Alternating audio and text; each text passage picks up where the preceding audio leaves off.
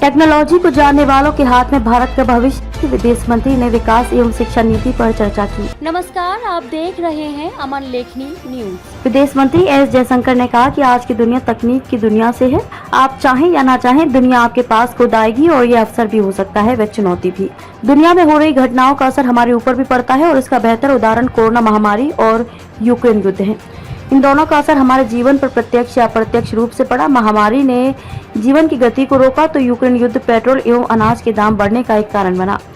वह समय गया जब हम सोचते थे कि यह नेशनल बाउंड्री है और इससे बाहर दूसरी दुनिया है, पर आज आउटसाइड इनसाइड दीवार को ग्लोबलाइजेशन ने तोड़ दिया है।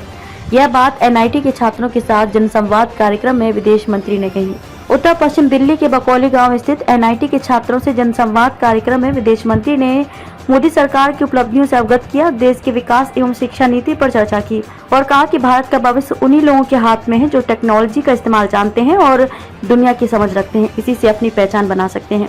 पहले भी कई प्रधानमंत्री यूएस जाते थे और हम सब ने प्रधानमंत्री नरेंद्र मोदी की यूएस विजिट को भी देखा। प्रधानमंत्री अनुभवी और कुशल नेतृत्व के धनी व्यक्तित्व हैं।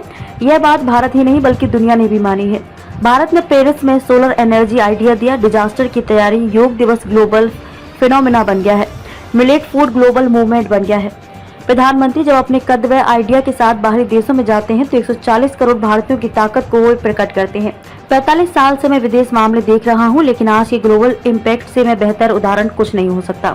भारत की ग्लोबल स्टेज पर पहचान बन चुकी है। ये डेटा की दुनिया है जिसमें ये सेमीकंडक्टर की उपयोगिता है। प्रधानमंत्री ने सेमीकंडक्टर के लिए मुहिम चलाई है और उसी का परिणाम है कि माइक्रोन ने टेस्टिंग सुविधा यहाँ बनाने की बात कही। लेम रिसर्च 60 लाख लोगों की ट्रेनिंग देगा। सुंदर पिचाई ने भी कुछ ऐसा विचार रखा था।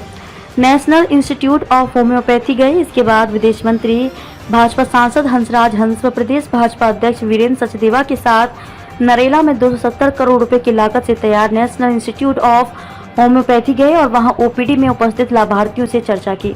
संपर्क से समर्थन कार्यक्रम के तहत वे कश्मीर में शहीद हुए टीकालाल टप्लू के परिजनों से मिलने उनके रोहिणी स्थित आवास पर गए।